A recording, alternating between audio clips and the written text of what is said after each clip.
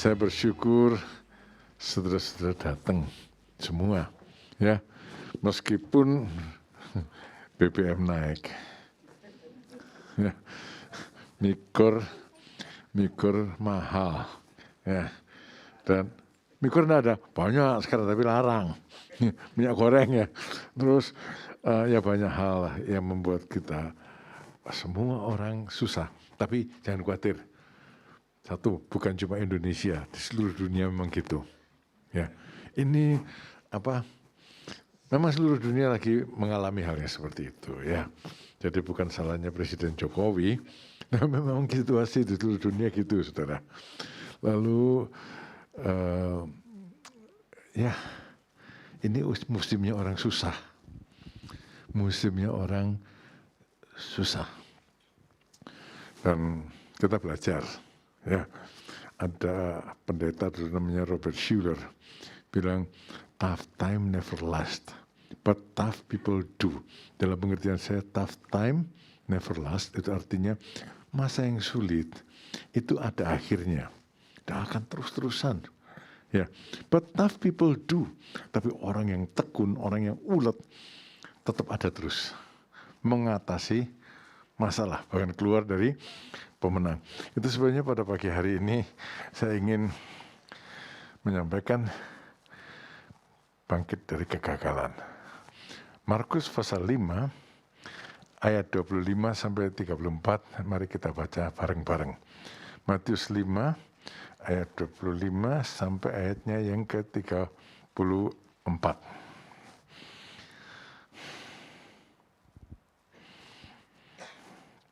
Ayat 24 dulu ya. Lalu pergilah Yesus dengan orang itu. Orang banyak berbondong-bondong mengikuti dia dan berdesak-desakan di dekatnya. Adalah di situ seorang perempuan yang sudah 12 tahun lamanya menderita pendarahan. Ia telah berulang-ulang diobati oleh berbagai tabib sehingga telah dihabiskannya semua yang ada padanya. Namun sama sekali tidak ada faedahnya, malah sebaliknya keadaannya makin memburuk. Dia sudah mendengar berita-berita tentang Yesus. Maka di tengah-tengah orang banyak itu ia mendekati Yesus dari belakang dan menjamah jubahnya. Sebab katanya, asalku jamah saja jubahnya, aku akan sembuh. Seketika itu juga berhentilah pendarahannya dan ia merasa bahwa badannya sudah sembuh dari penyakitnya. Pada ketika itu juga Yesus mengetahui bahwa ada tenaga yang keluar dari dirinya. Lalu ia berpaling di tengah orang banyak dan bertanya, siapa yang menjamah jubahku? Murid-muridnya menjawab, engkau melihat bagaimana orang-orang ini berdesak-desakan dekatmu, dan engkau bertanya, siapa yang menjamah aku? Lalu ia memandang sekelilingnya untuk melihat siapa yang telah melakukan hal itu. Perempuan itu yang menjadi takut dan gemetar ketika mengetahui apa yang telah terjadi atas dirinya, tampil dan tersungkur di depan Yesus dan perhatikan ini, dengan tulus memberitahukan segala sesuatu kepadanya. Maka katanya kepada perempuan itu, hei anakku, imanmu telah menyelamatkan engkau. Pergilah dengan selamat dan sembuhlah dari penyakitmu. Ketika Yesus masih berbicara, datanglah orang dari keluarga sampai di situ aja. Saudara, sekarang ini saya ulangi lagi, banyak yang susah, ya. Tapi kalau saya pikir-pikir, mungkin jarang yang susahnya seperti perempuan ini. Ya sekarang itu banyak kesulitan dalam bidang ekonomi. Ya, tapi perempuan ini mengalami kesulitan banyak, saudara. Satu, kesulitan kesehatannya, sakit tidak sembuh-sembuh. Dua, bangkrut, ya sampai habis hartanya untuk berobat, tidak punya duit lagi, ya bangkrut. Lalu yang ketiga, tidak disebut tapi tak bayang no dewek. Ini kan perempuan, perdarahan 12 tahun. Suaminya gimana ya? Kalau ini laki-laki ini, istrinya perdarahan terus 12 tahun, Anda mau gimana? Ya, Hah? Saudara mau gimana? Zaman dulu sih boleh dipegat sih ya, paling-paling dipegat, ngerti dipegat? Dicerai. Ya, habis 12 tahun mana tahan? 12 tahun perdarahan terus. Ya. Atau kalau nggak dipegat dulu boleh istri 2 di madu. Atau ya bagaimana lah, pasti ada masalah-masalah keluarga. Lengkap dah. Sakit, nggak punya duit, masalah keluarga. Kita punya masalah. Tapi kan jarang yang 3 blek sekaligus. Ya, jarang yang masalahnya 3 sekaligus itu jarang. Lalu ini 12 tahun. Ya, kita berapa lama? Nah, saya enggak tahu ya, saya enggak tahu. Tapi kalau ini terjadi sekitar COVID itu 2 tahun toh? Saya nggak bilang paling 2 tahun, 2 tahun itu lama ya, 2 tahun itu lama. Tapi nggak seperti yang dialami perempuan ini, 12 tahun. Nggak mudah saudara, nggak mudah mengalami hal ini. Orang lain, banyak orang akan putus asa. Putus asa, kehilangan harapan. Karena itu pada pagi ini, belajar dari perempuan ini. Bangkit dari kegagalan, bangkit dari masalah. Saya itu tadi ingat ini. Di American Got Talent tahun yang lalu itu ada seorang perempuan yang terkena kanker. Ya, suaminya meninggalkan dia terkena kanker, suaminya meninggalkan dia muncul di American Got Talent, kurus kering, dia nyanyi. Ada beberapa pernyataan dia yang luar biasa. Tapi salah satu pernyataan dia begini.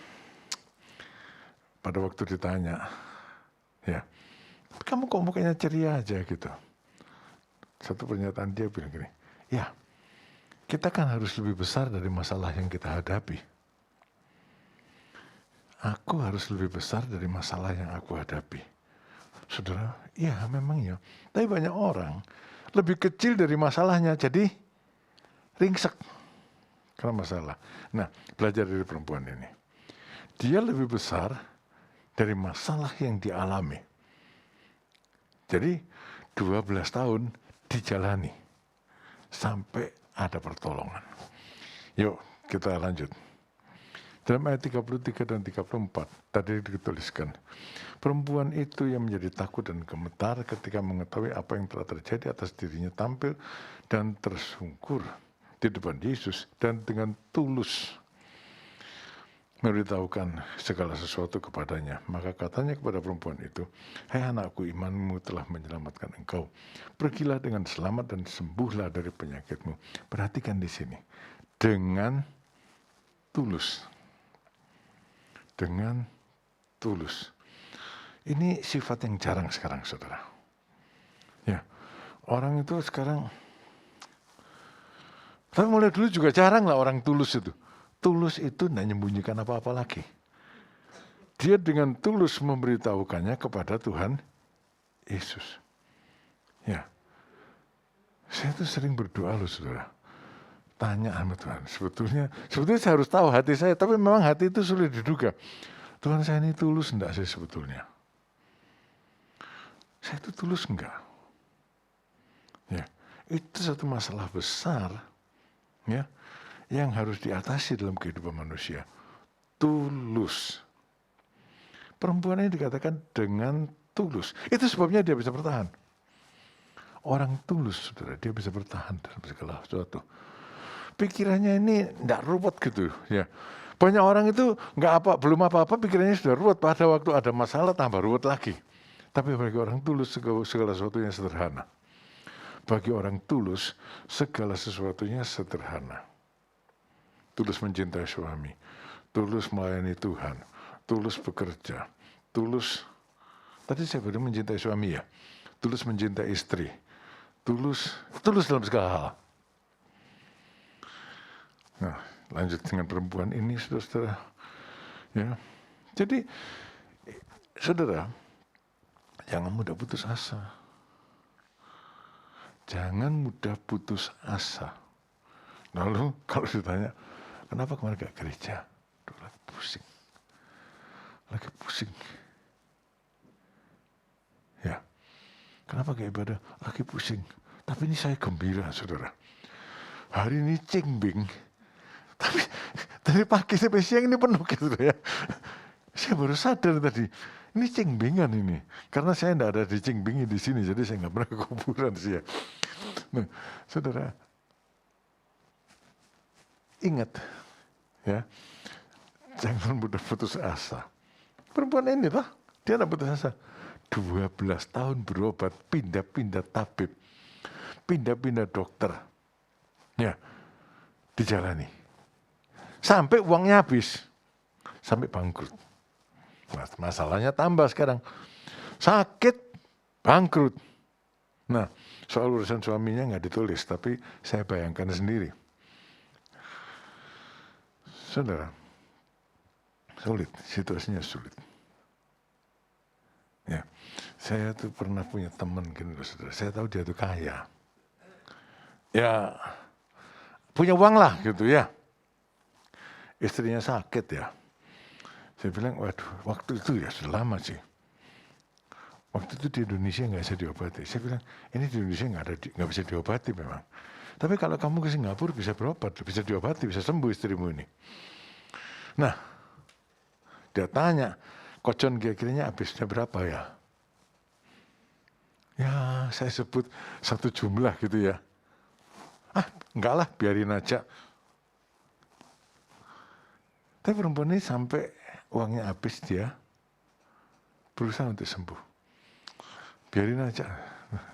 Saya pikir, yo cari yang anyar nanti ya. Kan istri sudah tua juga. Biarin aja lah. Saudara-saudara, tidak boleh gitu. Orang harus tekun. Perempuan ini menunjukkan satu ketekunan. Dan ketekunannya tidak habis bersama dengan habisnya harta. Hartanya habis tapi dia tetap tekun. Kenapa? Dia telah mendengar berita-berita tentang Yesus. Ya, sebab dalam Alkitab dikatakan dia telah mendengar berita-berita tentang Yesus. Mendengar berita tentang Yesus itu ada harapan. Dulu saya waktu masih muda itu ada nyanyian, Yesus harapan jiwaku, ya, yang Kristen-Kristen tua tahu toh. Sekarang Kristen-Kristen muda nyanyinya beda. Sekarang Kristen-Kristen muda nyanyi lagu yang sama beda tapi Yesus harapan jiwaku. Kerasa bedanya enggak, Ros? Kalau dulu Yesus harapan, kalau sekarang anak-anak muda nyanyi Yesus harapan jiwaku, podo enak ya. Saudara, ya Yesus itu harapan kita, saudara ya. Yesus itu harapan kita. Tapi saya jadi bingung, saudara. Kenapa? Di gereja ini banyak yang putus asa gitu loh. Di gereja ini banyak yang putus asa. Jadi aku mikir sering saya berdoa. Tuhan kenapa ya? Saya khotbah di gereja ini 18 tahun. Di gereja lain dan seterusnya 50 tahun ini saudara. Saya khotbah 50 tahun lebih. Kenapa ya Tuhan ya? Kok masih banyak juga yang putus asa? Kalau mendengar berita tentang Yesus, harapannya bangkit. Tapi ini jemaat kok banyak yang putus asa juga di tengah-tengah kesusahan ini. Aku jadi bingung, saudara. Saya bingung dengan diri saya sendiri. Tuhan, selama ini kalau di mimbar saya cerita tentang Engkau atau bukan sih? Apa hamba-hamba Tuhan ini tidak memberitakan tentang Engkau, Tuhan? Sehingga banyak yang dalam keadaan susah lari jauh dari Tuhan. Saudara, saya mesti koreksi diri. Tapi bukan saya tok.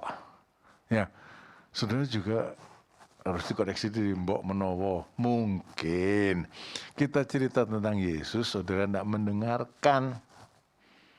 Ya, mungkin loh ya, tidak nuduh, tapi mungkin. Mungkin kita tuh cerita tentang Yesus, tapi saudara tidak mendengarkan. Ya, tapi rubahlah, saya rubah, saudara rubah. Dengar berita tentang Yesus, beritakan tentang Yesus. Dia punya harapan. Lalu apa yang dia lakukan? Dia punya harapan karena mendengar tentang Yesus. Apa yang dia lakukan? Slide berikutnya.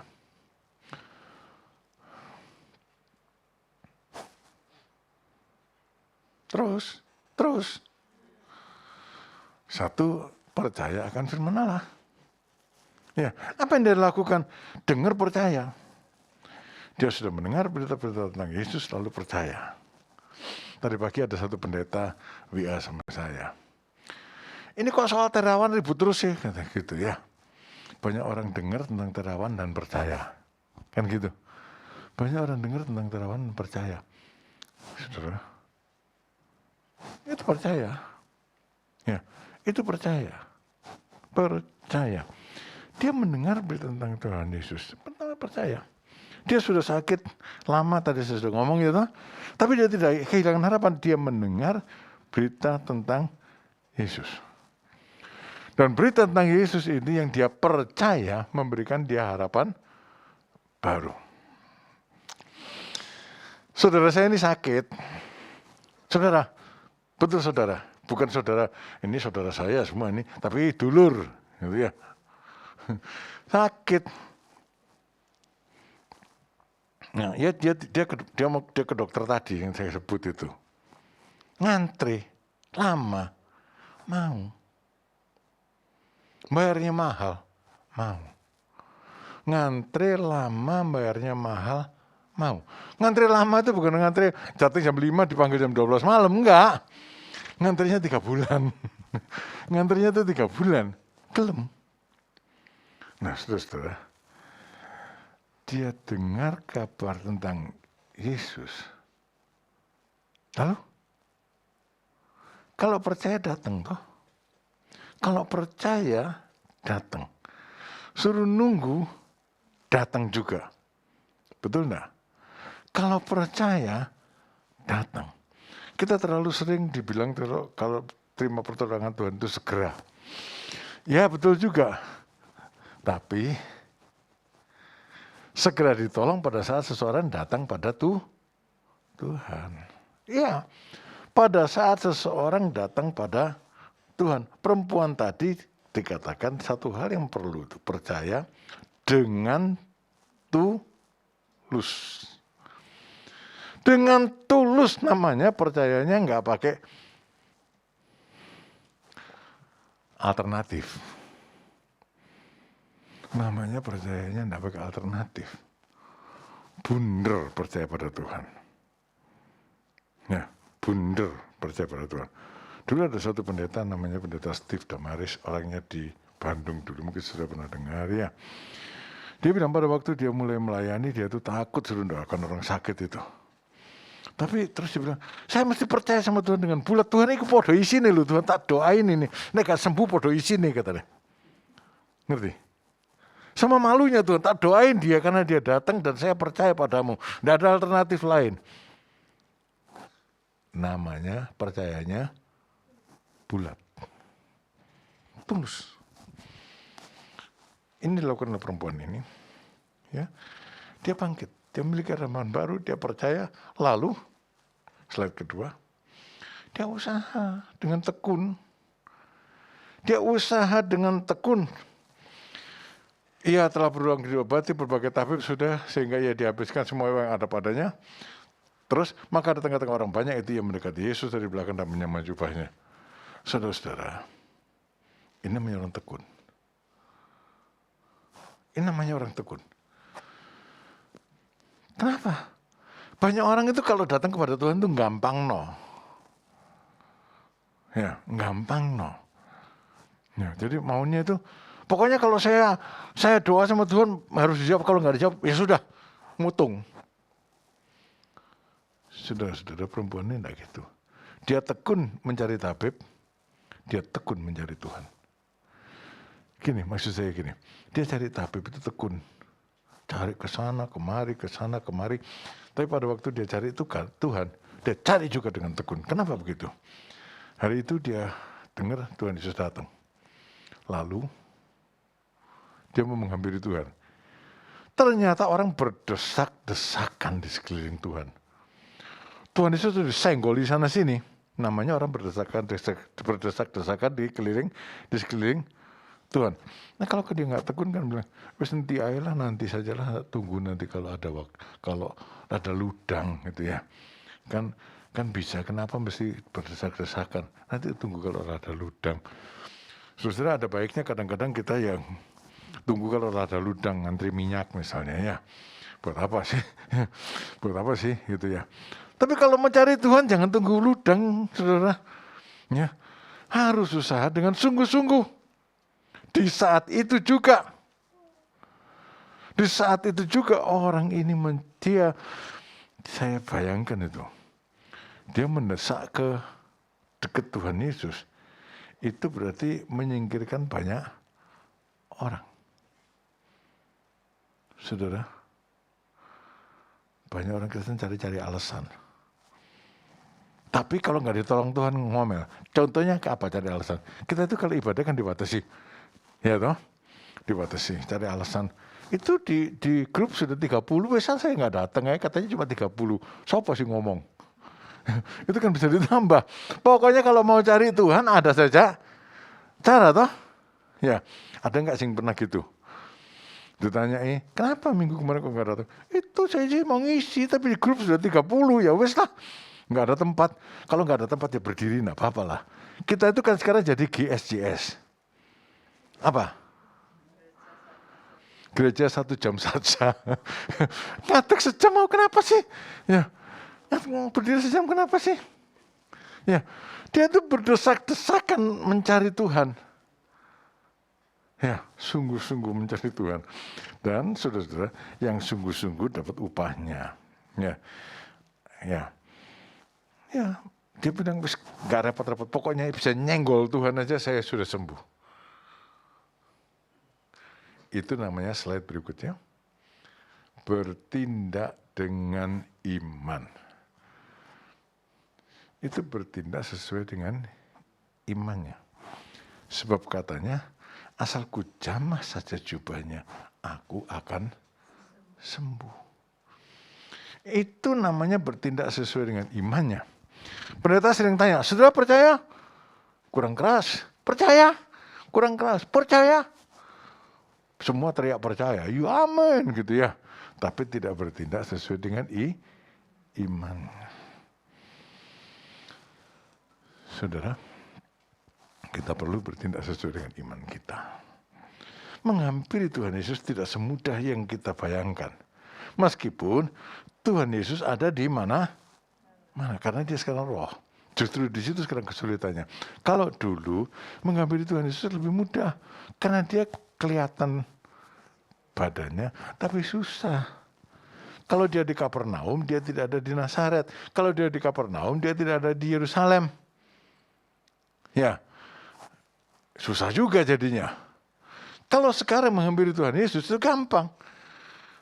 Kalau di sini ada 2-3 orang sehati, di sini ada Tuhan Yesus, tapi menghampirinya kan susah. Soalnya dia adalah roh. Itu sebenarnya saya katakan, kita perlu hati yang tulus. Diperlukan kesungguhan hati, saudara, untuk menghampiri Tuhan Yesus. Itu tindakan iman. Tindakan iman, dan tindakan itu tidak mengecewakan. Ya. Tindakan iman tidak pernah mengecewakan.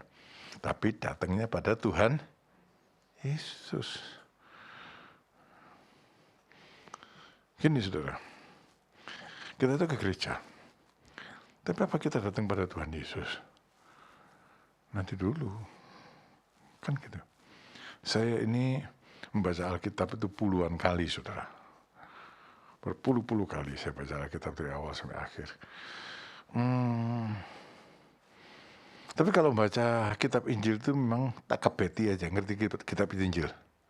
Matius, Markus, Lukas, Yohanes itu gini aja. Karena gini, ini kisah ini ditulis di Markus. Ini saudara bisa baca juga di Matius. Ini saudara bisa baca di Lukas. Pada waktu sampai sini, di Matius sudah. Jadi ngerti ya? Kita lewati. Satu kali saya berada dalam masalah yang sangat sulit. Sangat sulit. Tidak ada jalan keluar. Tidak ada jalan keluar. Saya tidak punya ongkos untuk membiayai hal itu. Pokoknya buntu aja bertahun-tahun.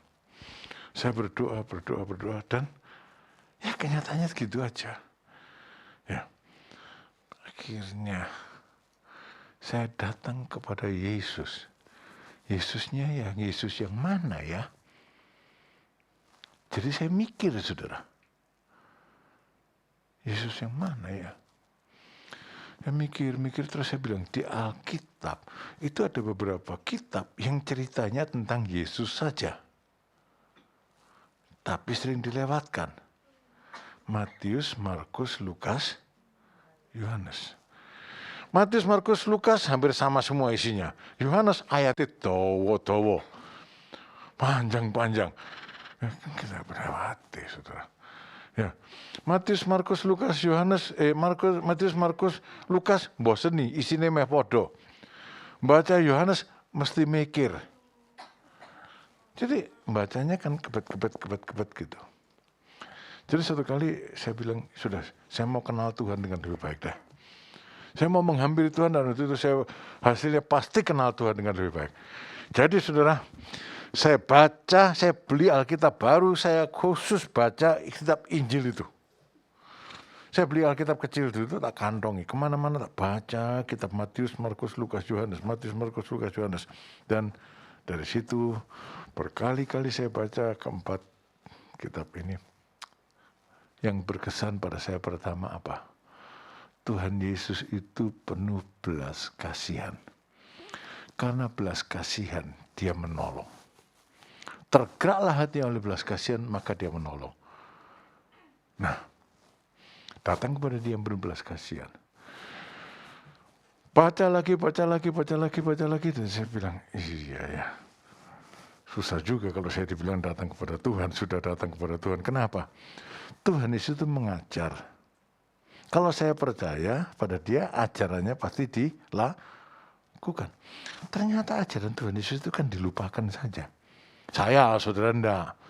Ya, saya. Ajaran Tuhan Yesus dilupakan saja. Ya, tapi coba kita ngaca bareng-bareng. Matius 5, 6, 7.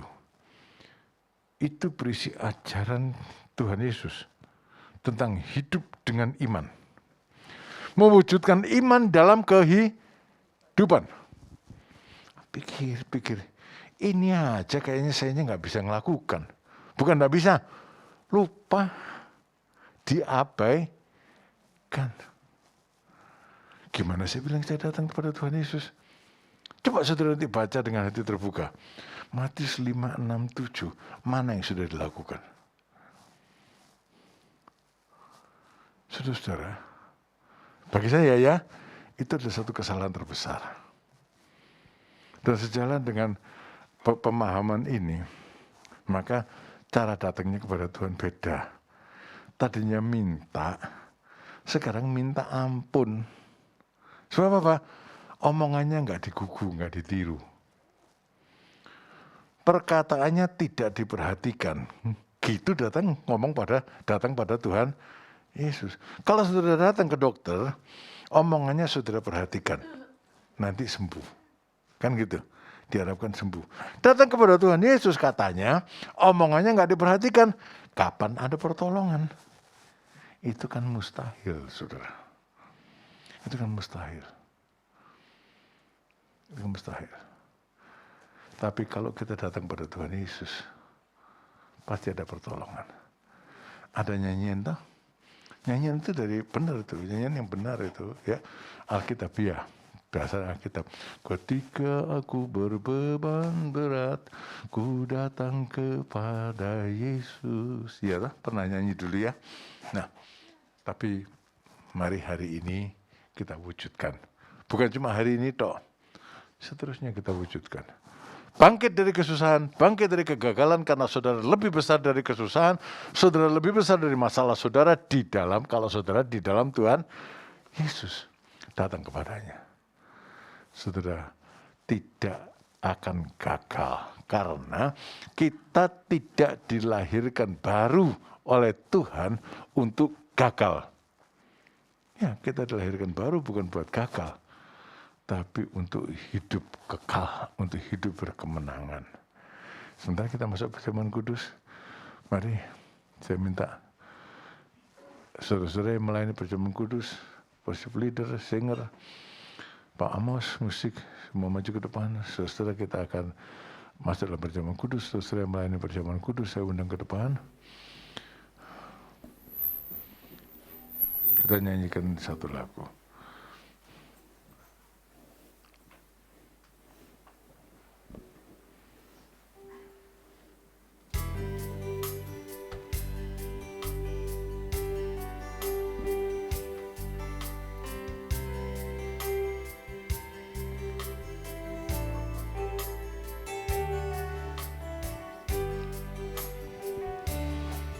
Terlalu besar kasih-Mu Bapa, pengorbanan yang Kau berikan bagiku.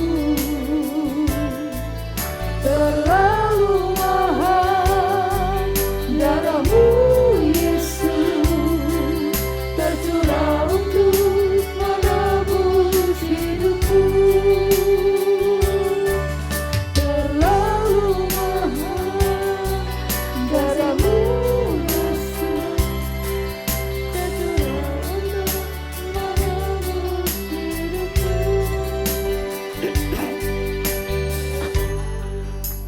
Tuhan, kami ada di sini sebagai umat tebusan-Mu yang disucikan oleh darah-Mu, yang Kau beli menjadi milik kepunyaan-Mu sendiri. Tolong kami Tuhan, untuk menyadari siapa kami di hadapan-Mu, di tengah-tengah kesusahan-kesusahan dan kegagalan-kegagalan yang terjadi pada hari ini, pada masa-masa ini. Kami datang kepadamu yang memiliki kami. Engkau mengenal milikmu dan Engkau memberkati milikmu. Karena itu Tuhan, kami masuk dalam perjamuan kudus ini dengan iman. Kami menerima roti dan anggur. Dengan iman kami menerima Engkau, tubuh dan darah-Mu dalam kehidupan kami. Terpujilah nama-Mu selama-lamanya Tuhan. Dalam nama Yesus kami berdoa. Amin.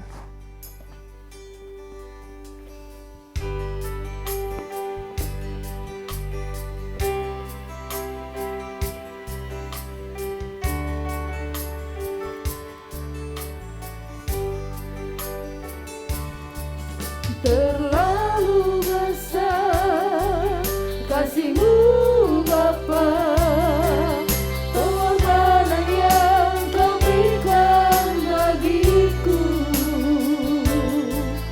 Terlalu mahal darah-Mu Yesus, tercurah untuk menebus hidupku.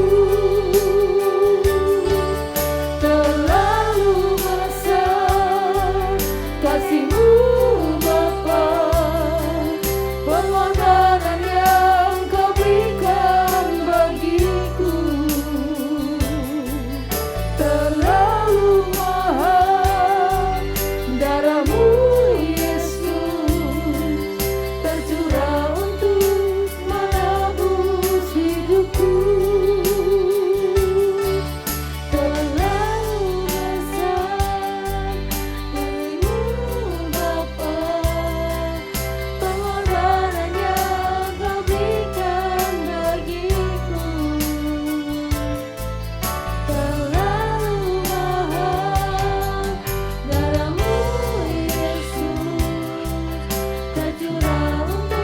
Mari saudara kita berdiri bersama-sama.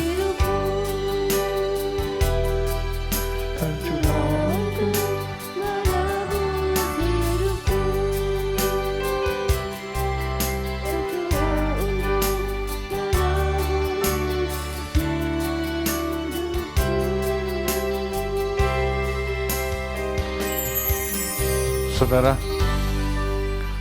sebelum kita makan roti dan anggur ini, ingin saya ingatkan saudara, bahwa Tuhan Yesus, Dia memecah-mecahkan roti, Dia memberikan anggur juga, Dia berkata, inilah tubuhku dan darahku. Saya tidak berkata bahwa roti ini adalah tubuh dan darah Yesus berubah menjadi tubuh dan darah. Tapi saudara harus menerimanya, memakannya, menerimanya sebagai menerima tubuh dan darah Kristus sendiri. Ya, tubuhnya diserahkan bagi kita untuk apa sih? untuk memulihkan kita, untuk kesembuhan kita. Darahnya dicurahkan bagi kita untuk apa sih? Untuk menebus dosa kita. Jadi saya ulangi lagi, mari kita makan dengan layak di hadapan Tuhan. Kita terima roti dan anggur, kita makan ini nanti sebagai menerima tubuh dan darah Kristus sendiri. Saya katakan ini, kita angkat roti ini. Saya katakan ini sebab Tuhan Yesus pada malam waktu ia diserahkan,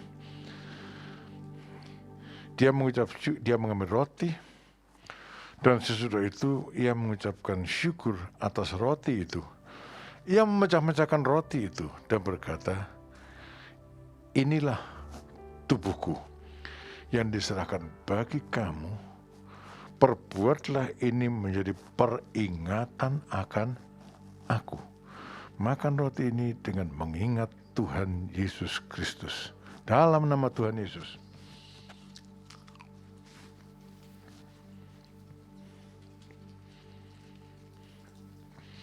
Terima kasih Tuhan. Terima kasih.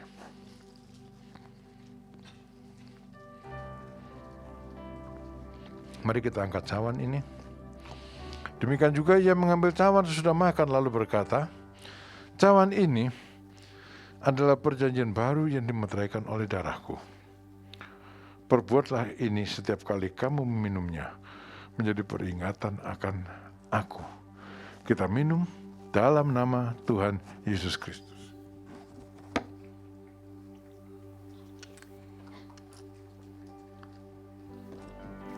Dan sesuai dengan perintah Tuhan, kita akan lakukan ini.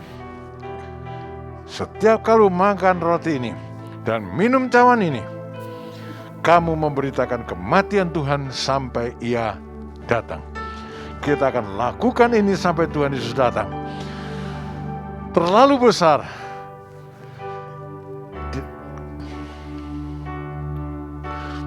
Terlalu besar kasih-Mu ya Bapa, pengorbanan yang Kau berikan bagiku terlalu mahal. Darah-Mu Yesus tercurah untuk menebus hidupku. Terima kasih Tuhan. Kami berharga di mata-Mu. Karena itu, Engkau mendengarkan kami pada waktu kami datang kepadamu. Tolong Tuhan setiap saudara ini. Berapapun dari antara mereka yang mengambil keputusan dengan benar dalam hidupnya, dengan tulus datang kepada Tuhan, dengan iman datang kepada Tuhan, kiranya pengharapan di dalam Tuhan membangkitkan saudara-saudara ini untuk mengalahkan masalah-masalah yang sedang terjadi dalam kehidupan mereka. Engkau menyembuhkan yang sakit, Engkau menghiburkan yang susah, Engkau menguatkan yang lemah, mengampuni yang berdosa. Terpujilah nama-Mu selama-lamanya Tuhan Yesus. Kiranya jemaat ini pada hari ini dan seterusnya, sejak hari ini, mereka pulang dalam pengharapan dan kelegaan dari Tuhan, dan untuk seterusnya mereka berjalan di dalam pengharapan, kelegaan dan kemenangan-Mu Tuhan Yesus. Berkati semua saudara ini, baik yang ada di tempat ini, yang mungkin di lantai 2 sana, dan juga yang ada di rumah. Berkatilah mereka. Tuhan, berdoa juga untuk saudara kami yang berulang tahun pada pagi, pada hari, pada minggu ini. Ulurkan tangan Tuhan kepada saudara ini. Tolonglah mereka Tuhan, untuk hidup dalam kebenaran-Mu dan dalam kebahagiaan-Mu, sehingga mereka tidak beroleh malu kemanapun juga mereka pergi. Engkau memberkati saudara-saudara yang berulang tahun ini. Berkati akan setiap jemaat Tuhan yang telah memberikan persembahannya. Kiranya apa yang saudara-saudara ini sudah tabur dalam persembahan kepada Tuhan untuk kebaikan jemaat-Mu, pekerjaan Tuhan di tempat ini, Tuhan terima menjadi berkat bagi setiap orang yang telah dan akan mempersembahkannya. Berdoa untuk setiap hamba-hamba Tuhan yang sudah melayani dalam ibadah sejak pagi tadi, dalam ibadah siang ini, dalam ibadah Abi, dan juga nanti dalam ibadah dewasa muda sore nanti. Berkati, urapi, dan kiranya pengurapan daripadamu tetap ada atas kami, bahkan bertambah-tambah atas setiap hamba-hamba Tuhan ini, diberkati dengan berlimpah-limpah oleh Tuhan. Dan sebentar kami akan pulang ke rumah kami masing-masing. Tuhan mohon penyertaan-Mu, hikmat-Mu sehingga kami ya Tuhan mengingat akan firman-Mu, hikmat-Mu Tuhan sehingga kami tahu apa yang baik dan benar dan memutuskan yang baik senantiasa dalam kehidupan kami. Besertalah dengan kami Tuhan, besertalah dengan kami dalam setiap langkah kehidupan kami. Terima kasih Tuhan Yesus. Dan pada akhirnya saudara, mari kita terima berkat dari Tuhan. Terimalah berkat dan kasih karunia dari Tuhan Yesus Kristus berlimpah-limpah dalam kehidupan saudara. Dan kiranya kasih sayang dari Allah Bapa melingkupi semua kita. Dan persekutuan dalam Roh Kudus mempersatukan kita semuanya, pribadi demi pribadi, keluarga demi keluarga, dari saat ini sampai Tuhan Yesus datang yang kedua kalinya. Haleluya, dalam nama Yesus Kristus. Amin. Ya Tuhan, Tuhan kami, betapa mulianya nama-Mu, Tuhan kami, dimuliakan atas seluruh bumi.